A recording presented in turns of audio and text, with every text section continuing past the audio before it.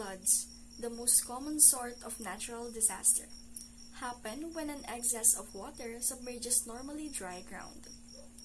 Floods are frequently brought on by prolonged periods of heavy rains, quick snowmelt, or storm surges from tropical cyclones or tsunamis in coastal locations. Floods can wreak havoc across large area, killing people, damaging private property, or destroying vital public health facilities. There are three common types of floods. First is the flash floods. Flash floods are caused by rapid and excessive rainfall that rises water heights quickly, and rivers, streams, channels, or roads may be overtaken. Second is the river floods. River floods are caused when consistent or snow melts forces a river to exceed their capacity. Third is the coastal floods. Coastal floods are caused by storm surges associated with tropical cyclones and tsunamis.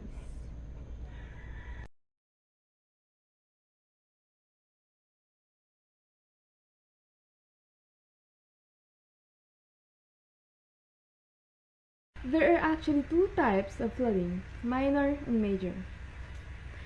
Minor flooding. In minor flooding, overbanking may or may not be blamed for the flooding. Second, flooding without a bank overflow simply results from build-up of too much surface runoff in low-lying flat areas.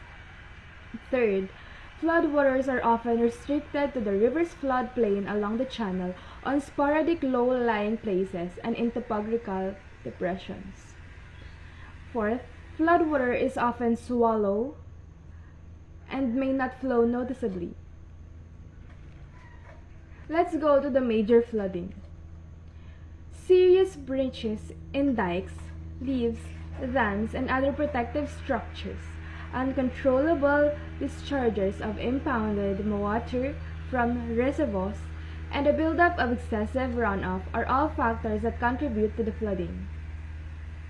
Second, floodwaters quickly spread to nearby locations that are somewhat lower in elevation and cover a large continuous area. Third, most of the affected areas have deep flooding.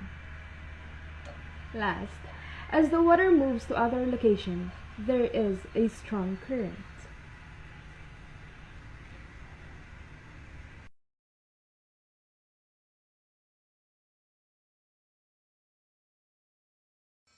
Areas most likely to be worst affected by flooding are low-lying coastal areas, floodplains of major rivers, lower sections of closed limestone valleys, areas vulnerable to landslides, and low-lying coastal towns and villages.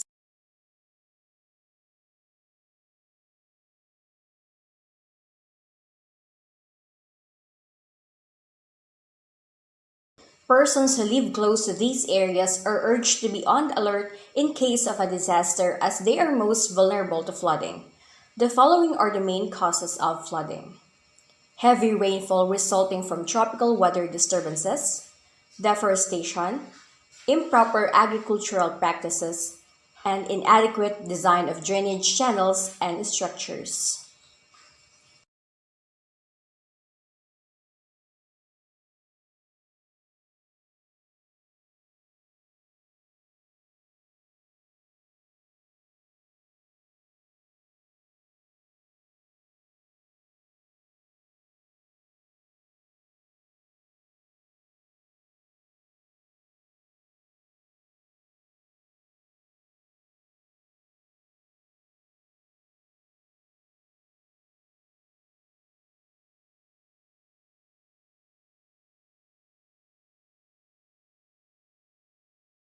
There are two types of flood mitigation strategies, structural and non-structural. Structure-based mitigation strategies reduce damage by rebuilding landscapes. They consist of levees, floodgates, flood barriers or seawalls, and escape routes. Non-structural measures lessen damage by getting people or things out of danger zone.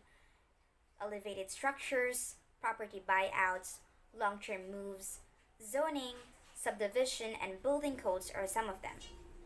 Due to the failure of dams and floodgates, structural solutions have become less and less popular. Floodwater diversion and storage.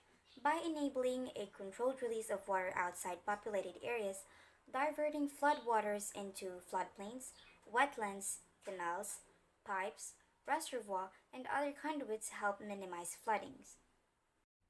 Floodwater diversion and storage. By enabling a controlled release of water outside populated areas, diverting floodwaters into floodplains, wetlands, canals, pipes, reservoir, and other conduits help minimize floodings.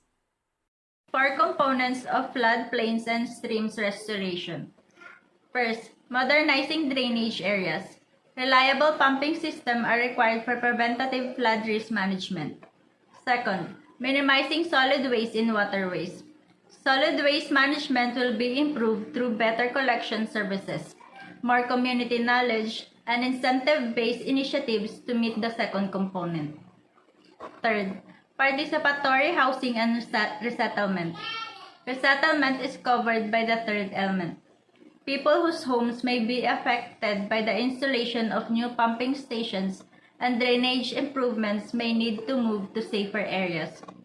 In order to give relocated families temporary and permanent homes close to their places of employment, several types of rental support have been developed. And lastly, project management and coordination. Sync project plans with local regulations, guidelines, and ordinances. Early on in the process, identify potential barriers and budget for additional expenses and delays. Coordination with nearby ongoing projects will maximize effects and reduce the need for future reconstruction or repair.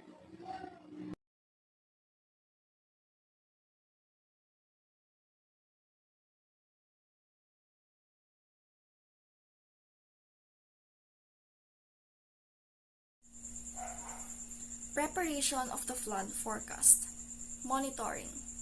Necessitates the regular gathering of real-time rainfall, water level, and other information that affects the hydrological state of the river system and the river basin.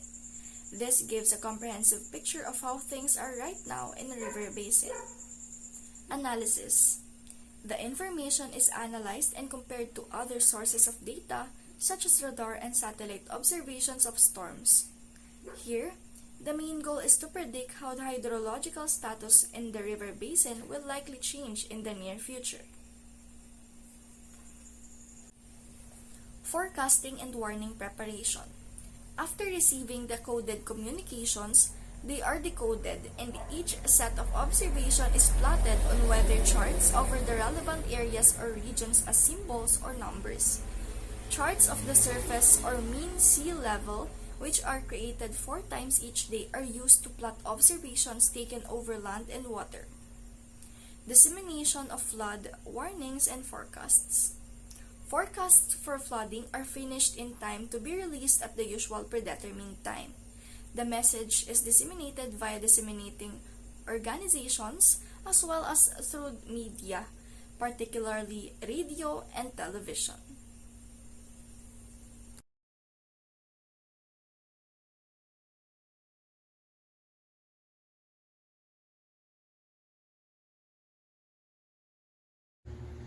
Things one should do before, during, and after the flood. Before, find out how frequently flooding is likely to occur where you are. Make sure your family is aware of your community's flood warning system. Keep up with the weather every day. Set aside a place where the family and animals can feed. Give instruction and tasks to family members in accordance with an evacuation plan. Keep a supply of food that doesn't need much preparation or cooling. The power may go out.